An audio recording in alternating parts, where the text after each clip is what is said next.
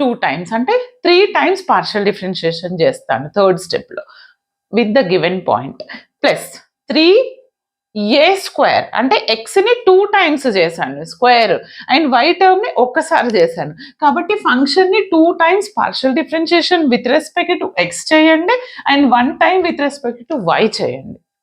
అలా గుర్తుపెట్టుకోండి. తర్వాత 3ab square A B square దేనికి 2 టైమ్స్ చేశారు మీరు వై టర్మ్కి అంటే with respect to y 2 times చేయండి ఎక్స్ 1 టైం చేయండి.